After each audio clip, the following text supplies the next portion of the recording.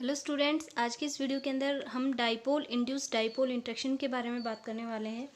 Dipole induce dipole interaction होता क्या है? दो डाइपोल वर्ड यूज़ किए हैं यहाँ पर। एक डाइपोल की वजह से दूसरे में इंड्यूस होगा। तो देखिए, हम कोई पोलर मॉलिक्यूल कंसिडर करेंगे। यहाँ पर पोलर मॉलिक्यूल क्या कंसिडर किया? मान लो ए भी कोई मॉलिक्यूल है, ठीक है। तो अगर ये पोलर है तो एक के ऊपर स्लाइटली नेगेटिव चार्ज, तो दूसरे पे कैसा रहेगा? पॉजिटिव। ये पोलर नेचर का है।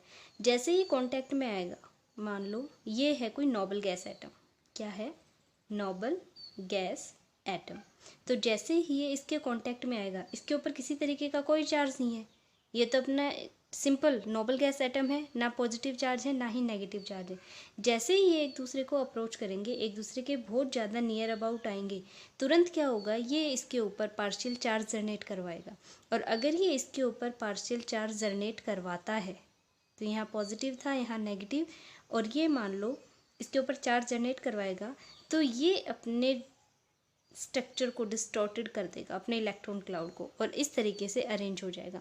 तो जैसे ये इस तरीके से अरेंज होगा, इसके जस्ट अपोजिट चार्ज यहाँ पर जनरेट होगा और इस पे इसका जस्ट अपोजिट चार्ज जनरेट होगा।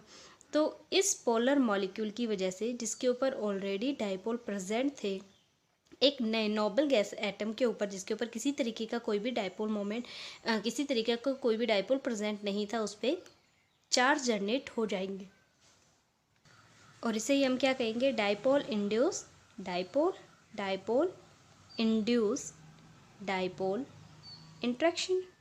ओके, तो ये होती है डाइपोल इंड्यूस डाइपोल इंट्रैक्शन। अब इसके बाद हम नेक्स्ट टाइप के बारे में बात करेंगे, जो कि क्या है, इम्पोर्टेंट है काफ़ी। फिफ्थ टाइप है ये, लंदन फोर्सेस।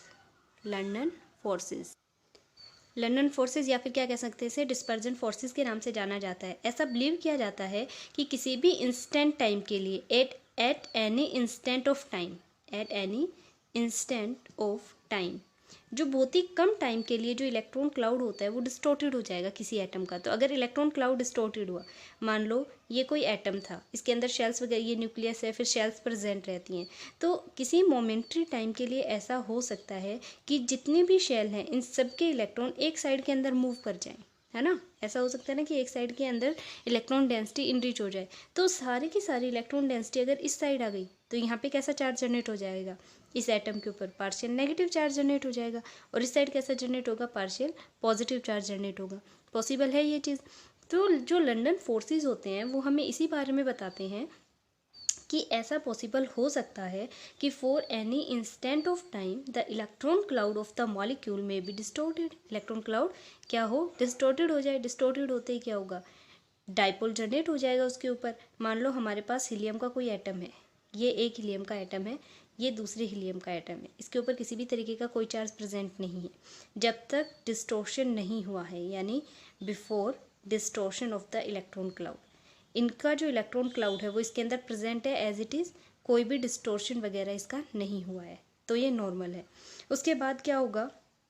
मोमेंट्री टाइम के लिए इसके ऊपर जैसे ही चार्ज का सेपरेशन होगा, इलेक्ट्रॉन क्लाउड जैसे ही डिस्टॉर्टेड हुआ, इस पे क्या हुआ? एक साइड में पॉजिटिव चार्ज जनरेट हुआ, दूसरी साइड में नेगेटिव, क्योंकि इलेक्ट्रॉन क्लाउड डिस्टॉर्टेड हो गया था। तो सारी की सारी जो इलेक्ट्रॉन डेंसिटी थी इस एटम की, वो एक डायरेक्शन के अंदर मूव कर गई, जिस वजह से यहाँ पे पार्शियल नेगेटिव चार्ज आ गया और इस साइड पार्शियल पॉजिटिव चार्ज। तो क्या होगा? जैसे ही इंस्टेंट टाइम के लिए इसके ऊपर डाइपोल इंड्यूस हुआ, इसके कांटेक्ट में जो भी एटम आएगा, ये उसके ऊपर भी क्या कर सकता है? Moment, dipole moment induce, sorry dipole जो है वो क्रिएट करवा सकता है। तो इसे हम क्या कहते हैं? Momentary dipole. यानी बहुत ही कम टाइम के लिए, for the instant of time, ये क्या होते हैं? जनरेट होते हैं। और एक बार अगर जनरेट हो जाए तो फिर दूसरे मॉलिक्यूल के अंदर, तीसरे मॉलिक्यूल के अंदर, एंड सो ऑन कंटिन्यूसली चलते रहते हैं, जिस वजह से पूरा जो सैंपल होता है उसके अंदर जो चार्जेस होते हैं इसका सेपरेशन हो जाता है। और इसे किस नाम से जाना जाता है? लंदन फोर्सेस या फिर डिस्पर्जन फोर्सेस के नाम से जाना जाता है। इसमें जो लास्ट टाइप बची है वो है hydrogen bonding. Hydrogen bonding, hydrogen bonding हमने अभी इससे प्रीवियस चैप्टर के अंदर, जो इससे प्रीवियस यूनिट थी उसके अंदर बहुत डिटेल में पढ़ी है कि हाइड्रोजन बॉन्डिंग क्या होती है। ये क्रिएट होती है most electronegative most electronegative element और हाइड्रोजन के बीच में क्रिएट होगी। यानी कौन कौन से एलिमेंट हो सकते हैं? नाइट्रोजन, ऑक्सीजन और फ्लोरीन। ये जब भी हाइड्रोजन इनके साथ में प्रेजेंट रहेगा तो वहाँ पर पॉसिबिलिटी होती है हाइड्रोजन बॉन्डिंग क्रिएट होने की। वहाँ पर हाइड्रोजन बॉन्ड बन सकता है, लेकिन कब बनेगा? सिर्फ या तो नाइट्रोजन और हाइड्रोजन का कंपाउंड हो, या ऑक्सीजन और हाइड्रोजन का हो, या फिर फ्लोरीन और हाइड्रोजन का हो। जैसे NH3 हो गया, H2O हो गया, HF हो गया। इन मॉलिक्यूल्स के अंदर हाइड्रोजन बॉन्डिंग देखने को मिलेगी।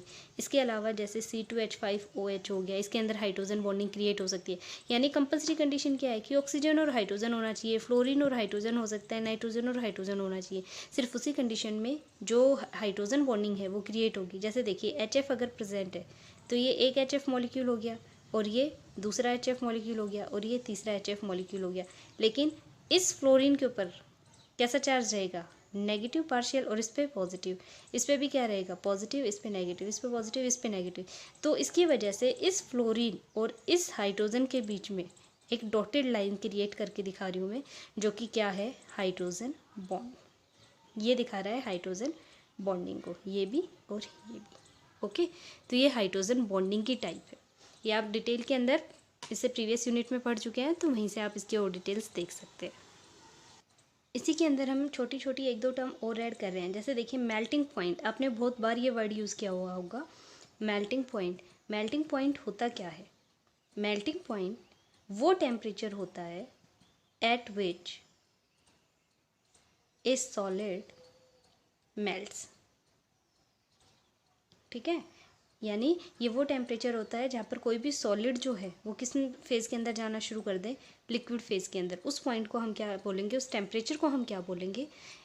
Melting point. इसी तरीके से बॉइलिंग पॉइंट। बॉइलिंग पॉइंट को कैसे डिफाइन करेंगे?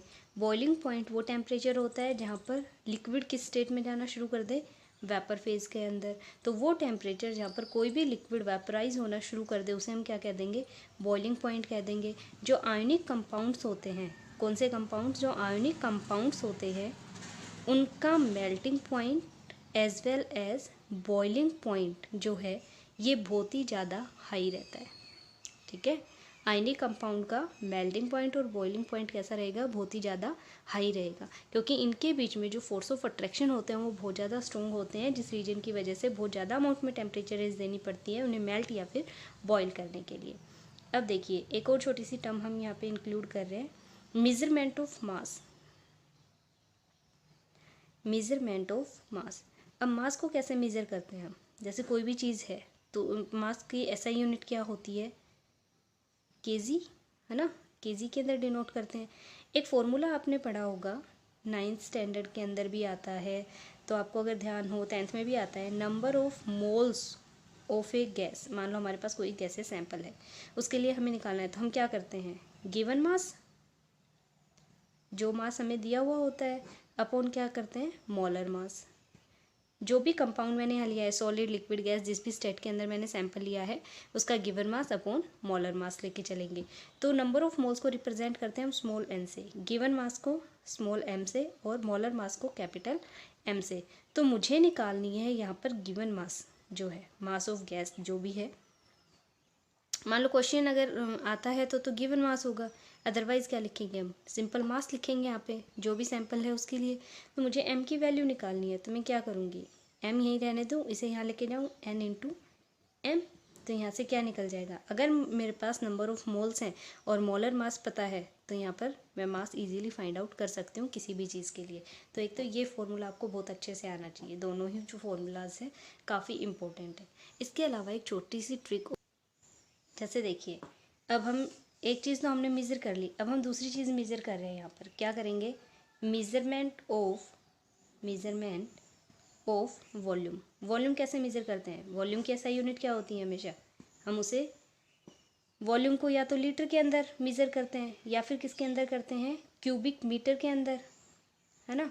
इस तरीके से। तो देखिए 1 लीटर जो होता है ये कितने के इक्वल होगा? 10⁻³ सेंटीमीटर क्यूब, या फिर कितने के इक्वल होगा? 1 dm³ या फिर 10⁻³ मीटर क्यूब। इनमें से हम कोई भी यूनिट चूज़ कर सकते हैं। तो या फिर क्या लिख सकते हैं? 1 मीटर क्यूब कितने के इक्वल होगा? 10⁻³ लीटर के इक्वल, और 1 लीटर कितने के इक्वल होगा, 1000 सेंटीमीटर क्यूब। यानी वही चीज़ है, या तो इस तरीके से रेज़ टू पावर में दिखा दो या फिर इस तरीके से लिख के दिखा सकते हो।